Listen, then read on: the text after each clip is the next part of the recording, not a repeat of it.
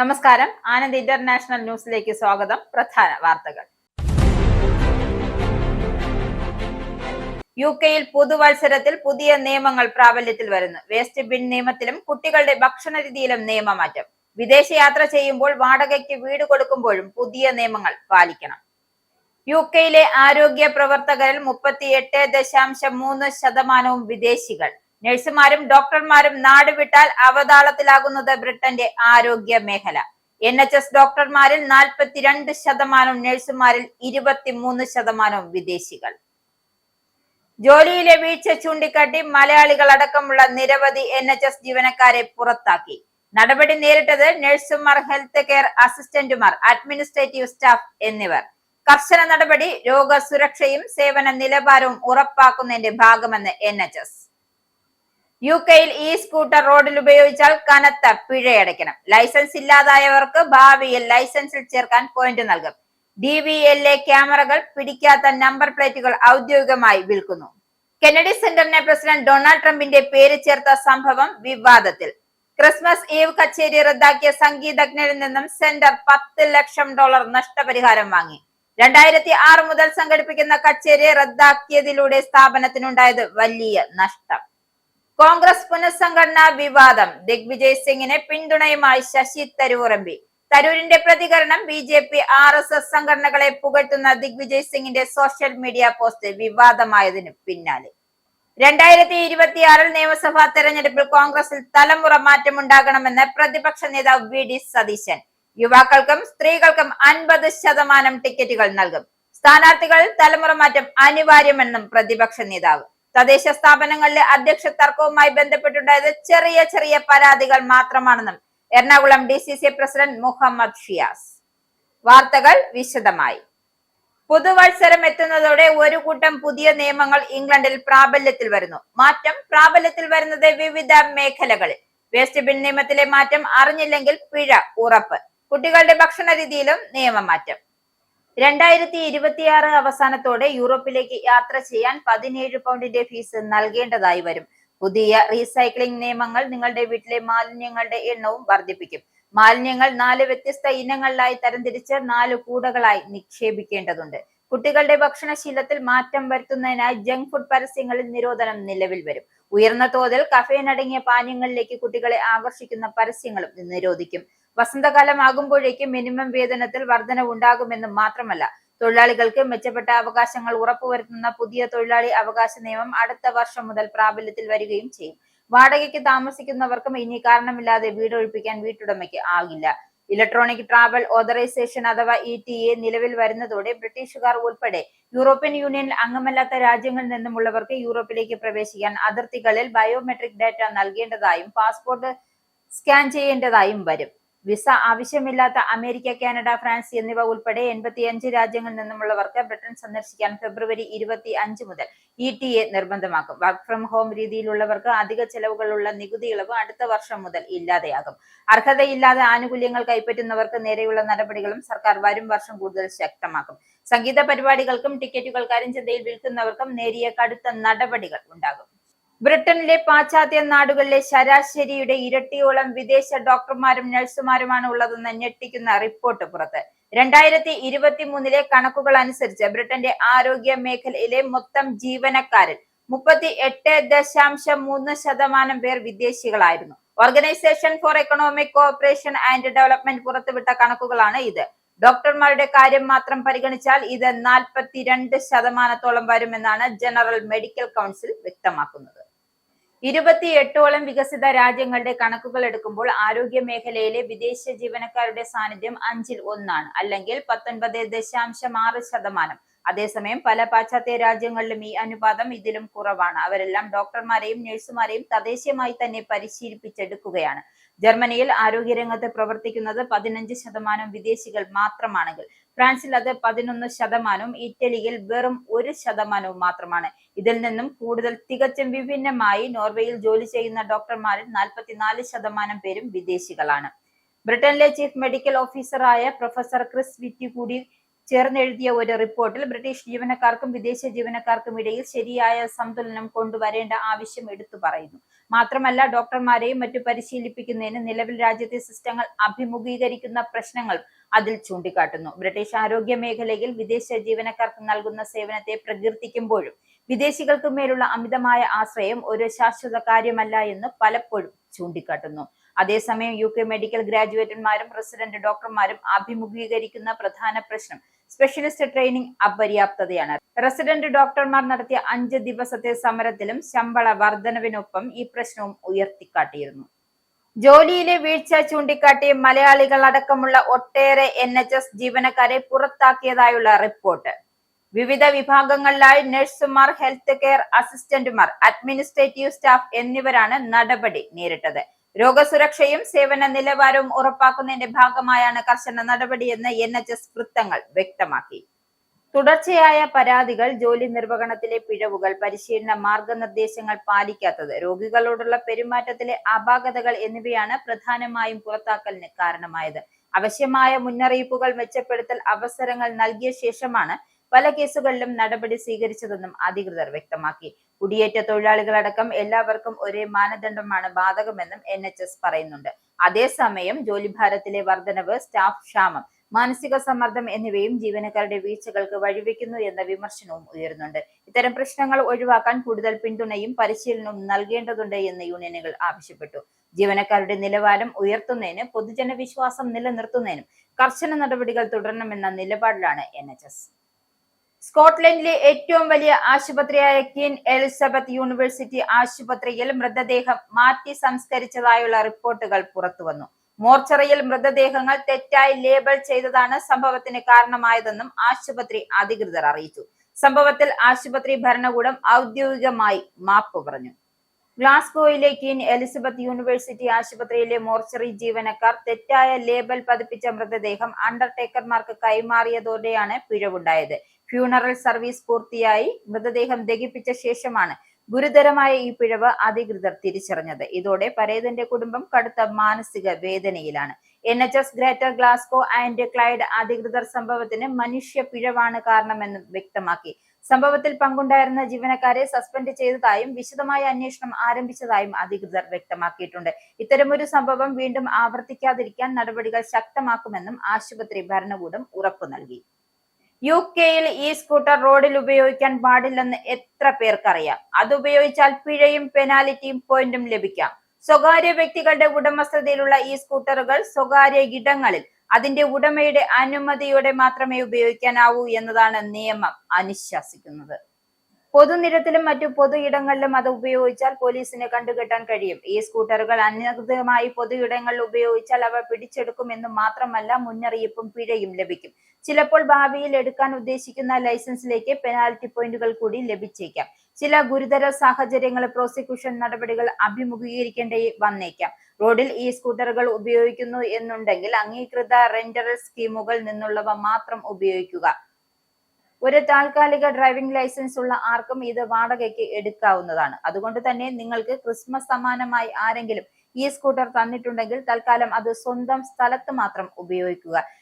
DVLA-യുടെ ഔദ്യോഗിക അംഗീകാരമുള്ള നമ്പർ പ്ലേറ്റുകൾ വിൽക്കുന്നവർ തന്നെ ക്യാമറയിൽ പതിയാത്ത ഗ്ലോസ്ഡ് നമ്പർ പ്ലേറ്റുകൾ വിൽക്കുന്നതായും അന്വേഷണ റിപ്പോർട്ട് കണ്ടെത്തിയിട്ടുണ്ട്. ഏതാണ്ട് കുത്തഴിഞ്ഞു കിടക്കുന്ന കാർ രജിസ്ട്രേഷൻ സംവിധാനത്തിൽ ആയിരക്കണക്കിന് ക്രിമിനലുകളും ഗതാഗത നിയമലംഘകരെയും ദുരുപയോഗം ചെയ്യുന്നു എന്ന് സർക്കാരിനുള്ള മുന്നറിയിപ്പാണ് ഈ അന്വേഷണ റിപ്പോർട്ട്. അമേരിക്കയിൽ സൂപ്പർ ഫ്ലൂ കേസുകൾ വർദ്ധിക്കുന്നതിനിടയിൽ രാജ്യം നിർമ്മാർജ്ജനം ചെയ്തതെന്ന് പ്രഖ്യാപിച്ച 5ാം പനി തിരിച്ചെത്തിയെന്ന് റിപ്പോർട്ട്. ഈ വർഷം മാത്രം ഇതുവരെ 1958 പേർക്ക് രോഗം ബാധിക്കുകയും 3 പേർ മരിക്കുകയും ചെയ്തു. 1992 ശേഷം അമേരിക്ക നേരിടുന്ന ഏറ്റവും വലിയ 5ാം പനി വ്യാപനമാണ് ഇതെന്നും ആരോഗ്യ ഉദ്യോഗസ്ഥർ മുന്നറിയിപ്പ് നൽകുന്നു. 2000-ൽ അമേരിക്കയിൽ നിന്നും തുടച്ചു നീക്കിയതായി പ്രഖ്യാപിച്ച രോഗമാണ് 5ാം പനി. എന്നാൽ കുട്ടികളിലെ വാക്സിനേഷൻ നിരക്ക് കുറഞ്ഞതാണ് നിലവിലെ ഈ പ്രതിസന്ധിക്ക് കാരണമെന്നും $10 ടെലിഹെൽത്ത് ഡോക്ടർ റെനി ദുവ പറയുന്നു. രോഗവ്യാപനം തടയാൻ സമൂഹത്തിൽ 95% പ്രതിരോധ ശേഷി ആവശ്യമാണ്. എന്നാൽ പലയിടങ്ങളിലും വാക്സിനേഷൻ നിരക്ക് ഈ പരിധിക്ക് താഴെ പോയതാണ് തിരിച്ചടി. അമേരിക്കയിലെ പല സംസ്ഥാനങ്ങളിലും രോഗബാധിതരുടെ എണ്ണത്തിൽ വൻ വർധനവാണ് രേഖപ്പെടുത്തുന്നത്. ലോകത്തിലെ ഏറ്റവും വേഗത്തിൽ പടരുന്ന വൈറസുകൾ ഒന്നായാണ് അഞ്ചാം പനി കണക്കാക്കപ്പെടുന്നത്. വാക്സിൻ എടുക്കാതെ ഒരാൾ രോഗബാധിതനായ വ്യക്തിക്കൊപ്പം ഒരേ വായു പങ്കിട്ടാൽ പോലും രോഗം പകരാൻ 90% സാധ്യതയുണ്ട്. നിലവിലെ കേസുകളിൽ ഭൂരിഭാഗവും 19 വയസ്സിന് താഴെയുള്ള കുട്ടികളിലാണ്. റിപ്പോർട്ട് ചെയ്യപ്പെട്ട കേസുകൾ 93% വാക്സിൻ എടുക്കാത്തവരിലായിരുന്നു എന്നത് രോഗത്തിന്റെ തീവ്രത വർദ്ധിപ്പിക്കുന്നു. അമേരിക്കയിലേക്ക് ആരെ പ്രവേശിപ്പിക്കണം, ആരുടെ വിസ റദ്ദാക്കണം എന്ന് തീരുമാനിക്കുന്ന നിർണായക പദവിയിലേക്ക് ഒരു അഭിഭാഷകയും ബ്യൂട്ടി സലൂൺ ഉടമയുമായ മോള നംദാറിനെ നിയമിച്ച് പ്രസിഡന്റ് ഡൊണാൾഡ് ട്രംപ്. സ്റ്റേറ്റ് ഡിപ്പാർട്ട്മെന്റിലെ കൺസുലർ അഫയേഴ്സ് അസിസ്റ്റന്റ് സെക്രട്ടറിയായാണ് ഇവർ നിയമിതയായത്. പാസ്പോർട്ട് വിതരണം, വിസ അനുവദിക്കൽ, റദ്ദാക്കൽ തുടങ്ങിയ കാര്യങ്ങളിൽ ഇനിയുള്ള തീരുമാനങ്ങൾ മോള നംദാറിന്റെ കീഴിലായിരിക്കും. ടെക്സാസിലെ ബാം എന്ന പേരിൽ പ്രശസ്തമായ ബ്യൂട്ടി സലൂൺ ശൃംഖല നടത്തുന്നയാളാണ് മോള. ഒപ്പം സ്വന്തമായി ഒരു നിയമസ്ഥാപനവും ഇവർക്കുണ്ട്. ഇറാനി കുടിയേറ്റക്കാരുടെ മകളായ ഇവർ ട്രംപിന്റെ ആദ്യ ഭരണകാലത്തും താൽക്കാലികമായി ഈ പദവി വഹിച്ചിട്ടുണ്ട്. ട്രംപിന്റെ രണ്ടാം ഊഴത്തിലെ വിവാദ നയരേഖയായ പ്രോജക്ട് 2025 പങ്കാളിയായ വ്യക്തി കൂടിയാണ് മോള നംദാർ. ഒരു സലൂൺ ഉടമയെ ഇത്തരം ഗൗരവകരമായ പദവിയിൽ നിയമിച്ചതിനെതിരെ വിമർശനങ്ങൾ ഉയരുന്നുണ്ട് എങ്കിലും അവർ മികച്ച അഭിഭാഷകയും കഴിവുള്ള ഉദ്യോഗസ്ഥയുമാണ് എന്നാണ് സ്റ്റേറ്റ് ഡിപ്പാർട്ട്മെന്റ് വ്യക്തമാക്കി. അമേരിക്കയുടെ വിദേശ നയങ്ങളെ എതിർക്കുന്നവർക്കും സോഷ്യൽ മീഡിയയിലെ അമേരിക്കൻ വിശുദ്ധതയെ പ്രചരിപ്പിക്കുന്ന യൂറോപ്യൻ പൗരന്മാർക്കും വിസ നിഷേധിക്കുന്നതടക്കമുള്ള കർശന നടപടികൾക്ക് ഇവർ നേതൃത്വം നൽകുമെന്നാണ് റിപ്പോർട്ട്. കെന്നഡി സെന്ററിന് പ്രസിഡന്റ് ഡൊണാൾഡ് ട്രംപിന്റെ പേര് ചേർത്തതിനെ തുടർന്ന് ക്രിസ്മസ് ഈവ് കച്ചേരി റദ്ദാക്കിയ സംഗീതജ്ഞരിൽ നിന്നും $10 ലക്ഷം നഷ്ടപരിഹാരം ആവശ്യപ്പെട്ട് സെന്റർ ഭരണകൂടം. 2006 മുതൽ ഓരോ വർഷവും സംഘടിപ്പിച്ചിരുന്ന കച്ചേരി അവസാന നിമിഷം റദ്ദാക്കിയതിലൂടെ സ്ഥാപനത്തിന് വലിയ സാമ്പത്തിക നഷ്ടമുണ്ടായെന്ന് ചൂണ്ടിക്കാട്ടിയാണ് നടപടി. ഡ്രമ്മറും വൈബ്രോൺ വാദകനുമായ Chuck Redd Kennedy centre, Donald J Trump and John F Kennedy memorial centre for the performing arts എന്ന പേരിലേക്ക് മാറ്റിയതിനെ തുടർന്ന് പ്രതിഷേധിച്ചാണ് പരിപാടി ഒഴിവാക്കിയത്. ഇതിനെ രാഷ്ട്രീയ സ്റ്റണ്ട് എന്ന് വിശേഷിപ്പിച്ച കെന്നഡി സെന്റർ പ്രസിഡന്റ് റിച്ചാർഡ് ഗ്രെനൽ റെഡിന്റെ നടപടി അസഹിഷ്ണുതയുടെ ഉദാഹരണമാണെന്നും ലാഭരഹിത കലാസ്ഥാപനത്തിന് ഗുരുതര നഷ്ടമുണ്ടാക്കി എന്നും ആരോപിച്ചു. ട്രംപ് അധികാരമേറ്റതിന് പിന്നാലെ ബോർഡിലെ ചില അംഗങ്ങളെ പുറത്താക്കി അനുയായികളെ നിയമിച്ചതോടെയാണ് വിവാദങ്ങൾക്ക് തുടക്കമായത്. തുടർന്ന് ബോർഡ് ഐക്യകണ്ഠേനമായി ട്രംപിനെ ചെയർമാനായി തിരഞ്ഞെടുത്തതായും കെട്ടിടത്തിന്റെ മുൻവശത്ത് അദ്ദേഹത്തിന്റെ പേര് ആലേഖനം ചെയ്തതായും റിപ്പോർട്ടുണ്ട്. വെബ്സൈറ്റിലും സോഷ്യൽ മീഡിയ അക്കൗണ്ടുകളിലും പേരുമാറ്റം നടപ്പാക്കി. ട്രംപിന്റെ നേതൃത്വത്തിൽ കെട്ടിട നവീകരണം നടന്നതിന്റെ അംഗീകാരമായാണ് പേരുമാറ്റമെന്നും വൈറ്റ് ഹൌസ് വിശദീകരിച്ചു എങ്കിലും ഡെമോക്രാറ്റിക്കുകൾ, കലാകാരന്മാർ, കെന്നഡി കുടുംബാംഗങ്ങൾ തുടങ്ങിയവർ ശക്തമായി വിമർശിച്ചു.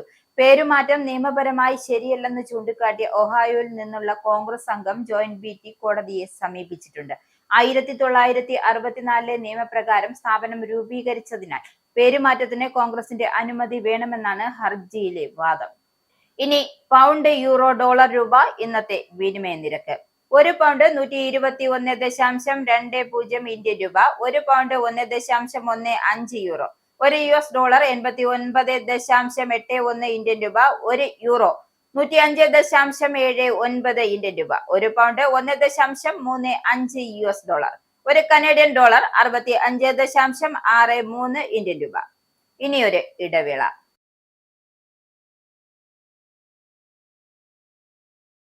വീണ്ടും വാർത്തകളിലേക്ക്. കോൺഗ്രസ് പാർട്ടിയിൽ പരിഷ്കാരങ്ങൾ വേണമെന്ന മുതിർന്ന സഹപ്രവർത്തകൻ ദിഗ്വിജയ് സിംഗിന്റെ ആവശ്യത്തെ പിന്തുണച്ച് കോൺഗ്രസ് MP ശശി തരൂർ. പാർട്ടിയിൽ വാദങ്ങൾ ഉയർന്നുവന്ന സാഹചര്യത്തിൽ സംഘടനയെ ശക്തിപ്പെടുത്തുന്നതിന്റെ ആവശ്യകത അദ്ദേഹം ഊന്നിപ്പറയുന്നു. ഞങ്ങൾ സുഹൃത്തുക്കളാണ്, സംഭാഷണം നടത്തുന്നത് സ്വാഭാവികമാണ്, സംഘടന ശക്തിപ്പെടുത്തണം, അതിൽ ഒരു സംശയവുമില്ല എന്നും അദ്ദേഹം പറഞ്ഞു. എന്നാൽ RSSനെ കുറിച്ചുള്ള ചോദ്യത്തിന് അദ്ദേഹം മറുപടി നൽകിയില്ല. BJPയും RSSും താഴെത്തട്ടിലുള്ള പ്രവർത്തകരെ സംഘടനയ്ക്കുള്ളിൽ വളരാനും മുഖ്യമന്ത്രിയും പ്രധാനമന്ത്രിയും തുടങ്ങിയ ഉന്നത പദവികളിലേക്ക് എത്താനും അനുവദിക്കുന്നുവെന്ന് കഴിഞ്ഞ ദിവസം ദിഗ്വിജയ് സിംഗ് അഭിപ്രായപ്പെട്ടിരുന്നു. പ്രധാനമന്ത്രി നരേന്ദ്രമോദി BJP മുതിർന്ന നേതാവ് LK അദ്വാനിയുടെ അടുത്ത് തറയിലിരിക്കുന്ന ചിത്രം പങ്കുവച്ചായിരുന്നു അദ്ദേഹത്തിന്റെ അഭിപ്രായ പ്രകടനം. പിന്നാലെ കോൺഗ്രസ് പ്രതിരോധത്തിലായി. വിവാദമായതോടെ RSSും BJPയും കോൺഗ്രസിന്റെ രാഷ്ട്രീയ എതിരാളികളാണെന്നും അദ്ദേഹം വിശദീകരിച്ചു. ഒരാഴ്ച മുമ്പ് അദ്ദേഹം നടത്തിയ മറ്റൊരു പരാമർശവും ശ്രദ്ധിക്കപ്പെട്ടിരുന്നു. പ്രതിപക്ഷ നേതാവ് രാഹുൽ ഗാന്ധി ടാഗ് ചെയ്തുകൊണ്ട് കോൺഗ്രസിനുള്ളിൽ പരിഷ്കാരങ്ങളുടെയും അധികാര വികേന്ദ്രീകരണത്തിന്റെയും ആവശ്യത്തെക്കുറിച്ച് അദ്ദേഹം പരസ്യമായി ആഹ്വാനം ചെയ്തു. അടുത്ത മാസം നടക്കുന്ന പൂനെ തദ്ദേശ സ്വയംഭരണ സ്ഥാപന തെരഞ്ഞെടുപ്പിൽ സഖ്യം രൂപീകരിക്കുന്നതിനെ ചൊല്ലി NCPയും അജിത് പവാറിന്റെ നേതൃത്വത്തിലുള്ള ഭരണകക്ഷിയായ NCPയും തമ്മിലുള്ള ചർച്ചകൾ വഴിമുട്ടി. ശരത് പവാറിന്റെ നേതൃത്വത്തിലുള്ള പാർട്ടിയുടെ തിരഞ്ഞെടുപ്പ് ചിഹ്നങ്ങളിൽ മത്സരിക്കാനുള്ള നിർദ്ദേശം അജിത് പവാർ വിഭാഗം അംഗീകരിക്കാതായതോടെയാണ് ചർച്ച വഴിമുട്ടിയത്. മുംബൈ, പൂനെ എന്നിവിടെ ഉൾപ്പെടെ മഹാരാഷ്ട്രയിലെ 29 മുനിസിപ്പൽ കോർപ്പറേഷനുകളിലേക്കുള്ള തെരഞ്ഞെടുപ്പ് ജനുവരി 15-ന് നടക്കും. ഡിസംബർ 30-നാണ് നാമനിർദ്ദേശ പത്രിക സമർപ്പിക്കാനുള്ള അവസാന തീയതി. ശരത് പവാർ വിഭാഗം നേതൃത്വം വെള്ളിയാഴ്ച ഉപമുഖ്യമന്ത്രി അജിത് പവാറുമായി കൂടിക്കാഴ്ച നടത്തിയെങ്കിലും ചർച്ചയിൽ പുരോഗതി ഉണ്ടായില്ല എന്ന് NCP മുതിർന്ന നേതാവ് അങ്കുഷ് കകാഡെ പറഞ്ഞു. സഖ്യത്തെക്കുറിച്ച് ഒരു ചർച്ചയും ഞങ്ങൾക്കിടയിൽ നടന്നില്ല. NCP സ്വന്തം ചിഹ്നത്തിൽ തെരഞ്ഞെടുപ്പിൽ മത്സരിക്കുമെന്ന സഖ്യം നടന്നാൽ അവർക്ക് അവരുടെ ചിഹ്നത്തിൽ മത്സരിക്കാമെന്ന് അറിയിക്കാനാണ് എത്തിയത്. എന്നാൽ നിർദ്ദേശം അവർ അംഗീകരിച്ചില്ലെന്നും അദ്ദേഹം പറഞ്ഞു. NCP ശരത് പവാർ വിഭാഗം നിലവിൽ മഹാവികാസ് അഘാടി സഖ്യത്തോടൊപ്പമാണ്. സഖ്യകക്ഷികളായ കോൺഗ്രസ്, ശിവസേന എന്നിവരുമായി തുടരാൻ പാർട്ടി താൽപര്യപ്പെടുന്നുവെന്നും വർക്കിംഗ് പ്രസിഡന്റ് സുപ്രിയ സുലെ അഭിപ്രായപ്പെടുന്നുണ്ടെന്നും അദ്ദേഹം പറഞ്ഞു.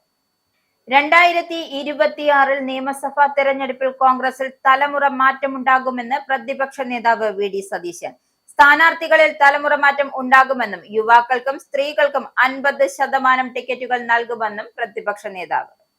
ഇംഗ്ലീഷ് ദിനപത്രമായ ഇന്ത്യൻ എക്സ്പ്രസിന് നൽകിയ അഭിമുഖത്തിലാണ് VD സതീശൻ ഇക്കാര്യം വ്യക്തമാക്കിയത്. നിയമസഭാ തെരഞ്ഞെടുപ്പുകളിൽ കോൺഗ്രസ് സാധാരണയായി പരിചിത മുഖങ്ങളെയാണ് മത്സരിപ്പിക്കുന്നത്.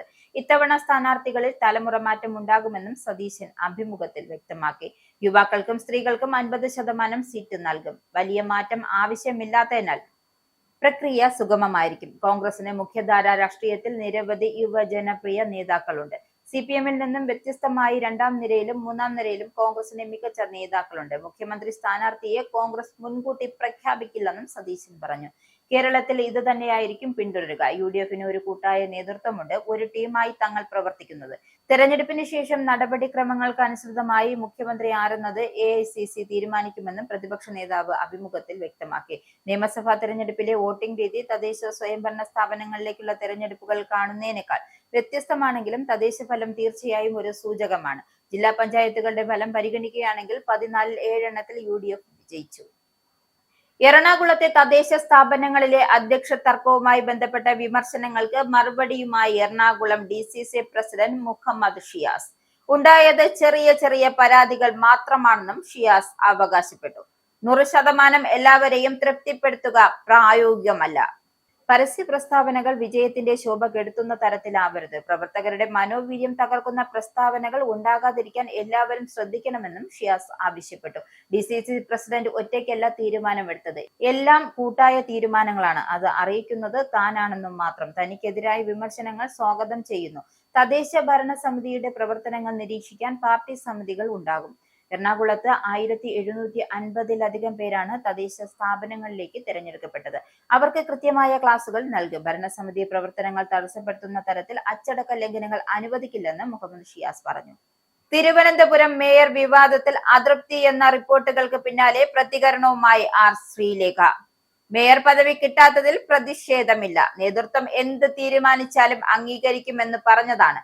മരുന്ന് കഴിക്കാൻ ഉള്ളത് കൊണ്ടാണ് സത്യപ്രതിജ്ഞാ ദിവസം നേരത്തെ മടങ്ങിയത്.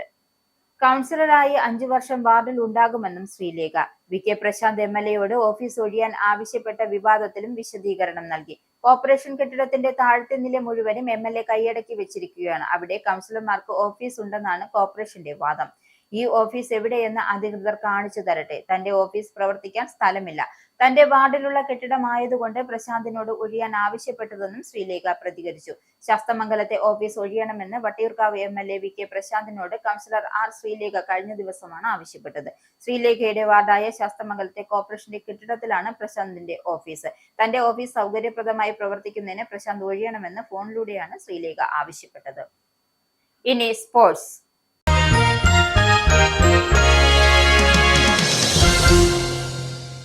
വനിതാ T20-യിൽ വേഗമേറിയ അർദ്ധ സെഞ്ചുറിയെക്കുറിച്ച് ഓസ്ട്രേലിയൻ താരം ലോറ ഹാരിസ്. വനിതാ സൂപ്പർ സ്മാഷ് ടൂർണമെന്റിൽ ഓട്ടോഗോയ്ക്കു വേണ്ടി അരങ്ങേറ്റം കുറിച്ച താരം 15 പന്തിൽ നിന്നും അർദ്ധ സെഞ്ചുറി തികച്ചു.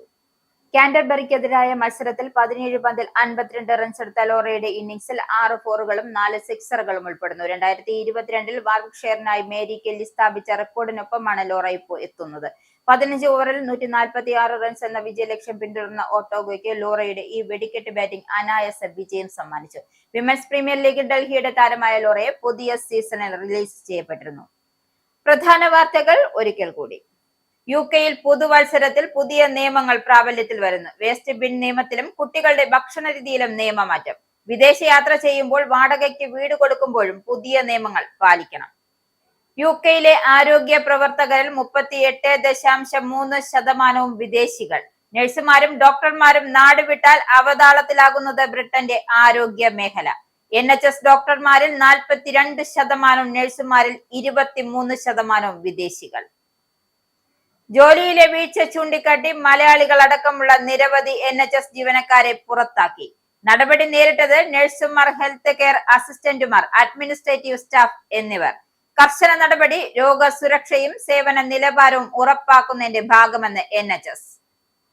UK-യിൽ ഈ സ്കൂട്ടർ റോഡിൽ ഉപയോഗിച്ചാൽ കനത്ത പിഴയടയ്ക്കണം. ലൈസൻസ് ഇല്ലാതായവർക്ക് ഭാവിയിൽ ലൈസൻസിൽ ചേർക്കാൻ പോയിന്റ് നൽകും. DVLA ക്യാമറകൾ പിടിക്കാത്ത നമ്പർ പ്ലേറ്റുകൾ ഔദ്യോഗികമായി വിൽക്കുന്നു. കെന്നഡി സെന്ററിനെ പ്രസിഡന്റ് ഡൊണാൾഡ് ട്രംപിന്റെ പേര് ചേർത്ത സംഭവം വിവാദത്തിൽ. ക്രിസ്മസ് ഈവ് കച്ചേരി റദ്ദാക്കിയ സംഗീതജ്ഞരിൽ നിന്നും സെന്റർ $10 ലക്ഷം നഷ്ടപരിഹാരം വാങ്ങി. 2006 മുതൽ സംഘടിപ്പിക്കുന്ന കച്ചേരി റദ്ദാക്കിയതിലൂടെ സ്ഥാപനത്തിനുണ്ടായത് വലിയ നഷ്ടം. കോൺഗ്രസ് പുനഃസംഘടനാ വിവാദം. ദിഗ്വിജയ് സിംഗിന് പിന്തുണയുമായി ശശി തരൂർ MP. തരൂരിന്റെ പ്രതികരണം BJP RSS സംഘടനകളെ പുകഴ്ത്തുന്ന ദിഗ്വിജയ് സിംഗിന്റെ സോഷ്യൽ മീഡിയ പോസ്റ്റ് വിവാദമായതിനു പിന്നാലെ 2026 നിയമസഭാ തെരഞ്ഞെടുപ്പിൽ കോൺഗ്രസിൽ തലമുറ മാറ്റമുണ്ടാകണമെന്ന് പ്രതിപക്ഷ നേതാവ് VD സതീശൻ. യുവാക്കൾക്കും സ്ത്രീകൾക്കും 50% ടിക്കറ്റുകൾ നൽകും. സ്ഥാനാർത്ഥികളിൽ തലമുറ മാറ്റം അനിവാര്യമെന്നും പ്രതിപക്ഷ നേതാവ്. തദ്ദേശ സ്ഥാപനങ്ങളിലെ അധ്യക്ഷ തർക്കവുമായി ബന്ധപ്പെട്ടുണ്ടായത് ചെറിയ പരാതികൾ മാത്രമാണെന്നും എറണാകുളം DCC പ്രസിഡന്റ് മുഹമ്മദ് ഷിയാസ്. ഈ ബുള്ളറ്റിൻ കൂടെ സമാപിക്കുന്നു. നന്ദി, നമസ്കാരം.